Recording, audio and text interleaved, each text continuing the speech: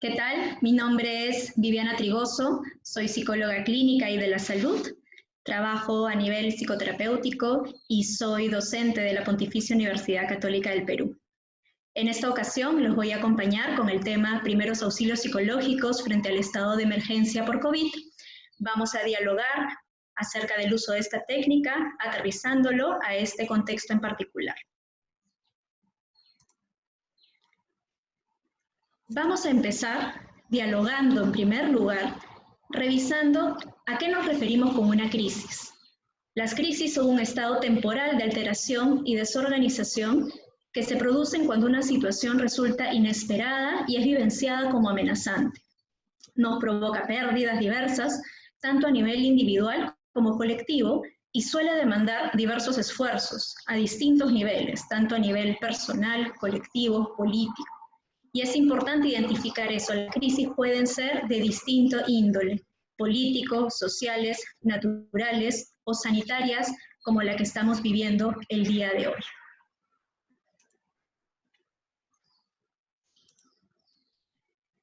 Si nos encontramos abrumados por una crisis, no podremos dar respuesta efectiva al manejo de la misma. Es por eso que como parte del acompañamiento psicosocial, surgen los primeros auxilios psicológicos. Los primeros auxilios psicológicos constituyen una técnica que es usada universalmente y recomendada por la Organización Mundial de la Salud. Estos primeros auxilios psicológicos forman parte del acompañamiento psicosocial como primera respuesta de atención y lo que van a permitir es potenciar las estrategias de afrontamiento funcionales frente a la crisis. ¿A qué nos referimos con ello? Aquellas formas de pensar, de sentir, de actuar, que van a permitir que la persona pueda sobrellevar emocionalmente la situación de tal manera que pueda emprender aquellas acciones necesarias para poder estar seguros, para poder tomar decisiones que faciliten su adaptación y manejo de la crisis actual. Dicho eso, vamos a empezar el tema dialogando acerca de las características del protocolo de los primeros auxilios psicológicos, pero adaptándolos al contexto que estamos viviendo actualmente. Es importante en ese sentido comprender que las diversas técnicas que nosotros conocemos y estrategias deben adaptarse a las circunstancias y esto no debe ser en viceversa. Por ejemplo, la situación que estamos viviendo actualmente por el distanciamiento social va a demandar que muchas de las intervenciones tengan que darse a distancia, no solamente en distanciamiento físico, presencialmente, sino incluso que se tenga que incorporar intervenciones a nivel telefónico, por ejemplo. Vamos a tomar en cuenta en este momento cuáles son las particularidades de esta crisis que estamos enfrentando. Esta pandemia y las consecuentes medidas de protección que tenemos frente a la misma, como es este distanciamiento social, traen consigo amenazas y pérdidas a distintos niveles. Amenazan la salud, la libertad que tenemos para salir, para movilizarnos, la permanencia y estabilidad laboral, la estabilidad económica, nuestros vínculos sociales, el contacto se ve totalmente afectado. A su vez, resulta incierto, impredecible el curso que esta situación va a seguir. No sabemos cuánto va a durar, no sabemos cuáles son las características que van a acompañar en un mediano y largo plazo, y eso hace que sea muy difícil identificar cuáles son las medidas de acción con las que contamos para ello. Por otro lado, esta situación está revelando y potenciando múltiples riesgos y situaciones de vulnerabilidad, tanto a nivel físico, mental y social, como puede ser el abuso infantil, violencia de género, el desarrollo o agudización de ciertas psicopatologías. Entonces nos encontramos ante una situación bastante particular y que además, si le añadimos un elemento fundamental, no solamente afecta a una población en concreto, sino también está afectando al equipo de respuesta frente a la misma. ¿Qué quiere decir? Los profesionales y las personas que vamos a brindar el apoyo a la población también nos encontramos afectados por esta situación. Entonces, para poder responder a la crisis, los primeros auxilios psicológicos van a establecer una serie de nociones previas a tener en cuenta. En primer lugar, Debemos reconocer cuáles son las características de la situación crítica, a qué situación nos estamos enfrentando, tomando en consideración el contexto donde vamos a desarrollar la intervención, cuáles son las características de la población ahí incluida, cuán afectado se encuentra este espacio por la enfermedad, y para ello puede ayudarnos tener a la mano las cifras actuales, las condiciones en términos de respuesta y recursos con los que cuenta la población a la que vamos a atender, para nosotros también tenerlo como un recurso fundamental de ayuda. Y respecto a los primeros auxilios psicológicos, vamos a tomar en consideración también 4 factores que todos debemos conocer. ¿A quiénes se dirige estos primeros auxilios? Como bien lo hemos mencionado, se va a dirigir a personas o a grupos que estén afectados por una crisis como las que hemos detallado anteriormente. Pero algo muy importante es comprender de que esta atención se debe brindar en la medida en que sea la persona que voluntariamente acceda. No todas las personas siempre nos encontramos en el mejor momento para poder dialogar, conversar, o muchas veces sucede que la primera necesidad no es a nivel emocional, por tanto hay otras intervenciones que se deben realizar con anticipación. ¿Quiénes aplican los primeros auxilios psicológicos? No es una intervención exclusiva de los profesionales de la salud mental, a pesar del nombre psicológico que lleva esta técnica. Esta técnica puede ser aplicada por diversas personas siempre y cuando haya una capacitación previa respecto a los pasos a seguir en la misma. ¿Cuándo es que se deben aplicar? Se deben aplicar lo más pronto posible a la respuesta de crisis. Mucha literatura menciona que la mayor efectividad se tiene en las primeras 72 horas. Sin embargo, estudios posteriores muestran que tiempo después también va a tener un impacto importante. Y esto porque, más aún con una situación con la que estamos enfrentando el día de hoy, la crisis puede ser vivida de manera diferenciada por cada persona. Por tanto, el impacto emocional puede ser más intenso en momentos diferentes. ¿Y en dónde debemos aplicarlo? En la medida en que sea presencial, va a ser fundamental encontrar un lugar que esté protegido de estímulos aversivos, de estímulos estresantes, de ruidos, de cualquier factor contaminante. Y si debemos hacerlo de manera telefónica, de manera a distancia, antes de iniciar podemos darnos un tiempo de invitar a la persona a encontrar un espacio en el cual pueda conversar sin problemas. Lo mismo es recomendable para la persona que esté a cargo de brindar este tipo de apoyo.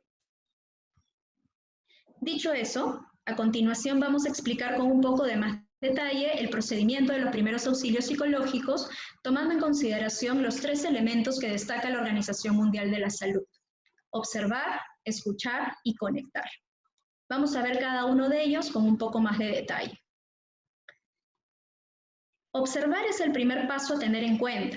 Mediante la observación podremos identificar las principales fuentes de recurso en la zona donde vamos a apoyar, tomando en consideración las características propias de la crisis, pero sobre todo de la población, y cuáles son las condiciones para poder brindar el espacio de ayuda que ofrecen los primeros auxilios psicológicos. Podríamos decir que funciona como una especie de tamizaje inicial, de revisión general, que nos va a facilitar identificar condiciones mínimas de seguridad, tanto para las personas que estamos atendiendo como para nosotros mismos que prestamos el servicio, y principales requerimientos de atención, así como los niveles de especificación, de especialización que tenemos que tener para los mismos. Ello nos va a permitir organizar de mejor manera la intervención antes que sea propiamente iniciada. Y vamos a ver algunas particularidades en el caso del COVID-19. Nuestra observación como tal puede verse limitada precisamente por el distanciamiento social, tanto porque dentro de lo presencial podemos tener restricciones en la distancia, como que el apoyo que vayamos a brindar se tenga que dar a nivel telefónico o a través del Internet. En ese sentido, debemos entonces considerar las variables que consideramos acerca del contexto, las que hemos mencionado anteriormente, pero anticipándonos a identificar de manera concreta posibles apoyos emocionales que puedan necesitar las personas que llaman, las personas con las que nos contactamos. Pueden llamar, por ejemplo, personas ansiosas por algún síntoma en particular, por tener familiares afectados por COVID-19, personal de salud. Y en ese sentido es importante reconocer las herramientas con las que ya se cuenta a nivel del Ministerio de Salud, a nivel de nuestras instituciones, para poder tenerlas a la mano. Es importante también que estemos al tanto de los riesgos a los que puede estar expuesta la población a la que vamos a atender. Y en esta especie de tamizaje telefónico debemos también iniciar explorando y dándonos cuenta de que la persona esté contando con características básicas de seguridad, como lo mencionábamos anteriormente. No las vamos a poder observar, pero podemos ir identificando. Y si vemos alguna situación de peligro, estamos viendo alguna situación de mayor vulnerabilidad, podemos ayudarnos con algunas preguntas que van a funcionar como nuestros ojos a distancia. Por ejemplo, ¿te encuentras con alguna persona cerca que sea de ayuda, que te pueda asistir frente a esta situación que me estás comentando? De tal manera, tenemos una visión dentro del espacio en el cual nos está llamando la persona. Una vez que hemos observado estas características preliminares, que como hemos dicho, vamos a observarlas presencialmente o en su defecto vamos a tomarlas en cuenta a nivel de distancia, vamos a pasar a la siguiente fase, que es llamada la escucha, el escuchar. Y aquí esta fase nos permite iniciar un vínculo que permita la atención a las necesidades de la persona, y esto va a abrir paso a la consecuente toma de decisiones para su cuidado. En ese sentido, esta parte es la que nos ayuda a iniciar el contacto. Vamos a empezar por presentarnos, y ahí depende también el protocolo que tengamos a nivel institucional o cómo nosotros lo hemos organizado, presentándonos con nuestro nombre, cargo si fuese necesario, dependiendo de los protocolos de atención, dando también las pautas y las cláusulas necesarias del consentimiento informado respecto a esta ayuda.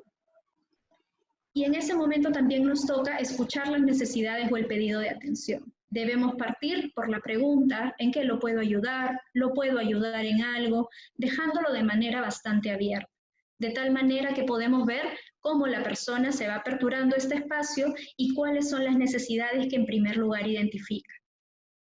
Algo que es importante recordar es que no debemos presionar en este momento ni interrumpir a la persona mientras habla. La persona le está costando, a partir de la crisis, poder articular palabras, y debemos estar atentos a ello.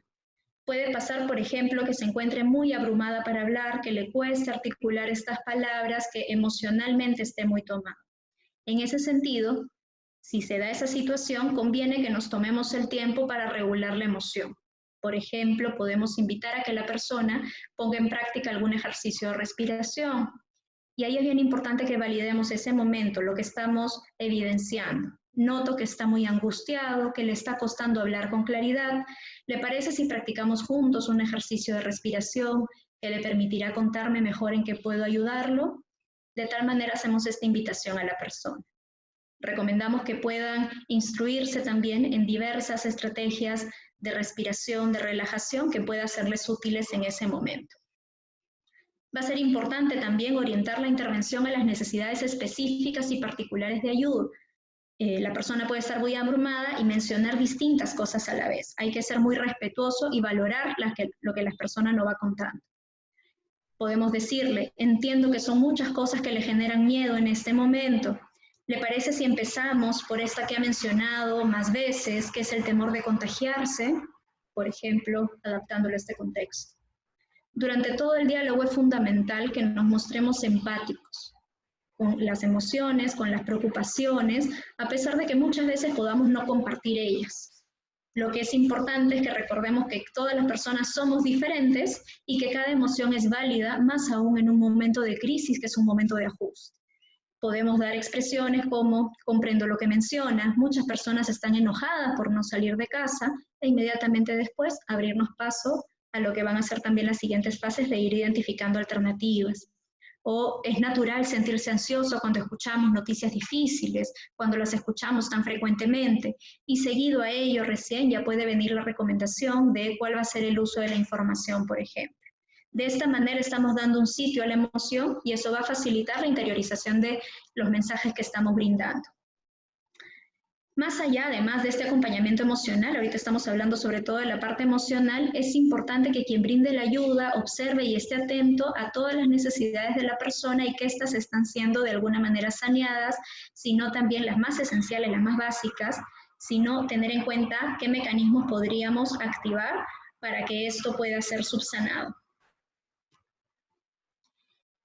Y además de las recomendaciones que hemos mencionado sobre este escuchar, en el contexto COVID nos encontramos con la particularidad que ya hemos mencionado de que la distancia social no nos permite tener contacto físico de contención. Por ejemplo, muchas veces en la fase de escuchar uno podía tomar de la mano a la persona mientras estábamos escuchando y conteniendo alguna emoción. En este caso, la distancia social es lo recomendable, por tanto, el contacto físico se ve limitado. Y por teléfono, evidentemente, no lo vamos a poder tener. Entonces nos encontramos frente al reto de poder transmitir otras señales para hacerle notar a la persona que la estamos escuchando, que la valoramos, que la entendemos y que la acompañamos. Va a ayudar mucho en ese sentido ser muy conscientes del tono de voz, del volumen, de la cadencia con la que nosotros nos expresamos, para que este siempre esté acorde a lo que nosotros queremos transmitir. Por ejemplo, yo no puedo transmitir un mensaje de calma si estoy con un discurso acelerado, un volumen de voz muy alto. Entonces debemos prestar atención a esta parte. Por eso se dice que el modelado en sí mismo debe ser desde lo verbal. Nosotros moldeamos a partir de nuestra expresión verbal cuál es el estado emocional que quisiéramos que la persona pueda ir adoptando. Si la comunicación, por ejemplo, es solo telefónica, además de estos factores que vamos mencionando, durante la escucha podemos acompañarnos de ciertos sonidos que dejen notar a las personas que estamos presentes. En el contacto presente nosotros podemos dar cuenta de que estamos oyendo a la persona a partir de la mirada, a partir de ciertos gestos no verbales, pero cuando estamos a nivel telefónico es difícil. Entonces podemos ayudarnos de algunos sonidos, de algunas expresiones, siga, le escucho, siempre que sean de validación y no de aceleración del discurso.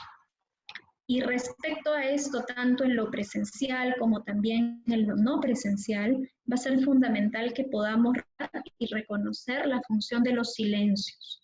A veces los silencios angustian, pero no hay que procurar llenarlos de inmediato, sino hay que acompañar. Y podemos acompañar sin llenar ese silencio, validándolo con expresiones como tómese su tiempo, comprendo que puede ser difícil hablar de esto, aquí estoy para escuchar. De tal manera que le damos un tiempo a que la persona pueda articular mejor lo que quiere decir, pueda cerrar la reflexión que está teniendo en base a lo que escucha y con ello podemos continuar la conversación. Y el siguiente y último paso de lo que hemos visto de los primeros auxilios psicológicos consiste en conectar, que como su nombre lo dice, representa establecer el vínculo más profundo de ayuda con la persona.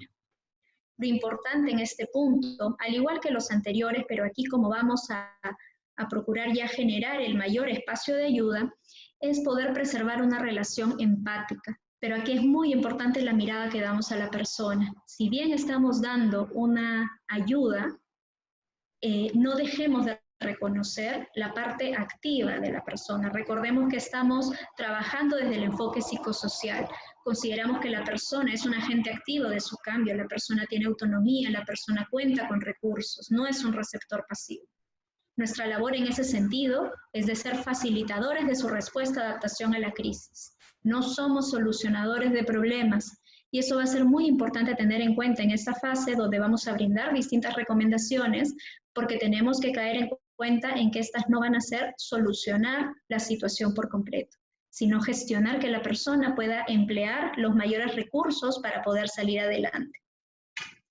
En ese sentido, en esta fase va a ser muy importante establecer un plan de acción que vaya a permitir priorizar las necesidades e identificar fuentes de apoyo para las mismas.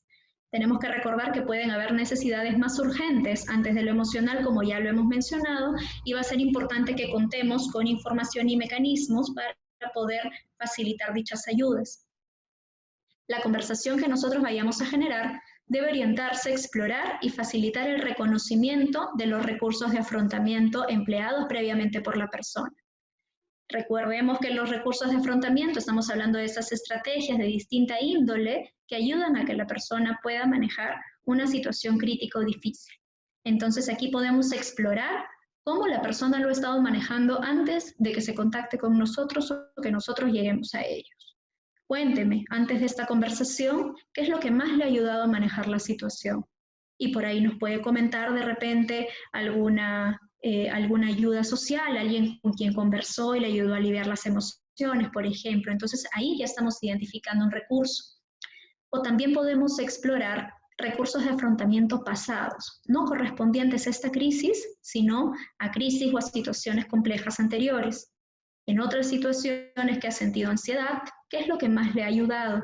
¿Qué tipo de cosas le ha facilitado llevar ese momento difícil? Y vamos a ir identificando recursos internos y externos con lo que la persona cuenta. Así, más allá de cualquier recomendación que nosotros le podamos brindar, vamos a recordarles que ya cuenta con recursos y enfocarnos en adaptarlos y fortalecerlos para esta situación en concreto. También va a ser útil apoyarnos en material y recursos informativos, más aún en este contexto que está circulando tanta información falsa, tanta información alarmante y que no necesariamente responde a lo que necesitamos como población. Entonces debemos tener a la mano fuentes confiables de información y también para ello, desde la fase observar, saber cuáles son los mecanismos a través de los cuales las personas a las que nosotros vamos a atender suelen informarse más por televisión, por radio, por redes sociales, algún canal comunitario, para identificar cuáles pueden ser fuentes favorables de información y poder nosotros recomendarles ellos. Va a ser importante también promover fuentes de soporte social, tanto a nivel familiar, a nivel comunitario, de manera general. Esto que pueda brindar desde el aspecto afectivo, como también instrumental y de otro tipo. Y en caso que sea necesario, por algún síntoma que llame la atención, por alguna condición de mayor vulnerabilidad, vamos a referir también a un especialista en caso que lo fuese necesario, pero es importante que podamos contar con toda esa información previamente para que ese canal sea dado de la manera más directa posible. Y al respecto, justo también de ese punto, en este contexto en particular del COVID-19, van a haber situaciones más allá de por sintomatología, por ejemplo, a nivel psiquiátrico y que demanden una atención psiquiátrica como tal o psicológica más profunda o de otro especialista de la salud física, mental, etcétera. Vamos a identificar que esta situación trae particularidades sobre la cual ya se está gestando evidencia y protocolos de intervención. El duelo por fallecimiento de un familiar en este contexto se está dando de manera muy diferenciada a otros contextos, tanto para quienes fallecen por COVID-19 como por otros factores. Hay restricciones que se están dando a nivel social para ritos que son fundamentales para el procesamiento de este duelo. Entonces, se están gestando distintos protocolos y a nivel institucional también es importante ir identificando cuál va a ser la línea de intervención en estos casos para poder nosotros también gestionar derivaciones o un trabajo más conjunto dentro de todo el equipo de respuesta. Asimismo, podemos encontrarnos también con personas que estén acompañando o estén al cuidado de población vulnerable, pacientes crónicos, personas con discapacidad, adultos mayores, y también hay protocolos de atención importantes a considerar en ello. Personas que estén expuestas a violencia, por ejemplo, hay otro tipo de respuesta que se está dando para poder evitar esa exposición constante al riesgo. Entonces, recomendación para esto, desde las fases previas debemos ir identificando cuáles son los mecanismos de ayuda con los que podemos contar. Y para ir cerrando esta presentación, vamos a ir tomando en consideración cómo cerramos la intervención.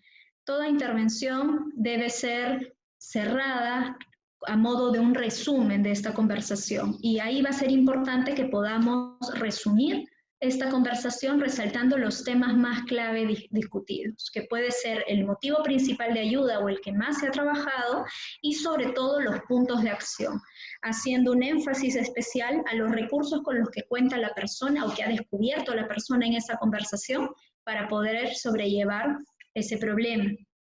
Va a ser importante también establecer acuerdos con la persona por si necesita alguna conversación de seguimiento, por si necesita algún apoyo adicional. Y de ser así, a partir de los protocolos con los que se cuenta a nivel institucional, de la planificación que tengan previa a brindar este apoyo, se le puede dar las pautas y las recomendaciones del caso. Y algo bien importante también es que se pueda finalizar la intervención agradeciendo la conversación. La persona nos ha brindado confianza, ha aperturado sus emociones y es importante también que reconozca ello. Y validemos también lo importante que ha sido para la persona el que pueda recibir la ayuda y encontrar estos mecanismos que le van a ayudar a llevarlo mejor. Entonces, a modo de un resumen, hay una serie de elementos a tener en consideración. Estas recomendaciones vienen de diversa bibliografía en relación a los primeros auxilios psicológicos y han sido actualizados a partir de información de la Cruz Roja, precisamente por el contexto del COVID-19. Entonces, hay algunos puntos que tenemos que tener en cuenta de lo que podemos, debemos hacer y aquellas cosas que no. De manera breve, vamos a sintetizarlo en que va a ser importante que escuchemos más que hablemos. Entonces, no debemos presionar a que las personas hablen, no debemos hacer que aceleren su discurso. Hay que ser más receptivos en el diálogo. Y en ese sentido, nos va a ayudar que cuando nosotros vayamos a intervenir, lo hagamos a partir de preguntas que sean de tipo abierto. Cuándo, qué, quién, y que permitan que la persona pueda expresar más al respecto. Con esa narrativa va a poder entender un poco mejor qué es lo que está pasando y nosotros también a modo de ayuda. Hay que evitar hacer preguntas del por qué, especialmente porque sabemos que en muchas de estas situaciones nosotros no vamos a encontrar una causa directa y así la encontráramos, no va a ser necesariamente una fuente de solución de la situación. Debemos reconocer y validar las emociones, como ya lo hemos mencionado. Nunca debemos usar expresiones de juicio, de invalidez de emociones, o que puedan subestimar lo que la persona sabe, lo que la persona está haciendo, lo que la persona puede contar como para poder hacerse cargo. Hay que ayudar a reconocer los recursos internos de la persona y las diversas capacidades de afrontamiento, como ya lo hemos mencionado, a partir de los recursos que han empleado anteriormente o que están aplicando ya en este caso. Va a ser fundamental que brindemos información clara y sencilla sin tecnicismos. No hay que usar conceptos muy rebuscados, hay que hacer una comunicación fluida. Nos va a ayudar mucho a escuchar cómo la persona se expresa y de preferencia usar las mismas palabras que la persona está empleando para poder, digamos, que se interiorice mejor el mensaje. Va a ser importante que como personas de ayuda nos encontremos calmados y dispuestos a la escucha. Y para ello va a ser fundamental que previo a brindar estos apoyos, nosotros encontremos dentro del equipo algún nivel de soporte, de estrategias que podamos tener para poder solucionar si se viniera alguna situación que nos sea difícil de manejar antes de empezar la ayuda. De pronto me encuentro muy ansioso, me encuentro muy preocupado, va a ser importante que me tome un tiempo antes de poder escuchar a una persona, para que no haya un conflicto mayor a nivel interno en cuanto a esta ayuda. Hay que permitir que la persona exprese sus emociones, porque ello va a facilitar también el procesamiento de las mismas. Por más que comprendamos a la persona y que de pronto nos veamos identificados con su situación, hay que evitar hablar de nosotros mismos, de nuestras experiencias o de personas que conocemos. La experiencia de la persona es lo fundamental ahí. También hay que evitar dar falsas promesas o invadir con creencias propias. Por más que sea con la mejor intención, no podemos asumir que nuestra manera de pensar, de sentir, va a ser la que más le va a ayudar a la otra persona. Lo que nos toca es mirar a la persona que tenemos al frente e identificar sus recursos y potenciarlos. Finalmente, de alguna manera todo esto se va a enmarcar en respetar los principios éticos que se suscriben a toda práctica de ayuda. Entonces, una recomendación también a todos los equipos es que puedan hacer una revisión de estos principios éticos, de cuáles son sus objetivos de ayuda, y a partir de ahí pueden hacer su propia lista de qué es lo que pueden hacer, lo que les toca hacer y aquellas cosas que hay que evitar. Entonces, a forma de cierre, es recordarle 2 puntos fundamentales, más allá de los conceptos y las fases que hemos revisado. Los primeros auxilios psicológicos constituyen, como hemos visto, una herramienta de acompañamiento psicosocial útil para el manejo emocional, para facilitar el manejo emocional de una crisis, potenciando las estrategias de afrontamiento. No pretenden ser la única intervención ni que vayan a abarcar toda la complejidad de la crisis. Son una medida de primera respuesta para favorecer el funcionamiento de la persona a que pueda seguir los siguientes pasos y tomar las decisiones para manejar la crisis. También es importante recordar de que no es una técnica exclusiva de los psicólogos, por tanto, que todo profesional de la salud, todo agente comunitario, toda persona cercana a la atención a personas en crisis, en este momento a todos nos sería útil, va a ser muy favorable que nos capacitemos en esta técnica para poder aplicarla también con las personas que tenemos de manera cercana. Muy bien, con ello hemos concluido el tema. Les agradezco la atención y ha sido un gusto poder acompañarlos en este tema. Gobierno del Perú. El Perú primero.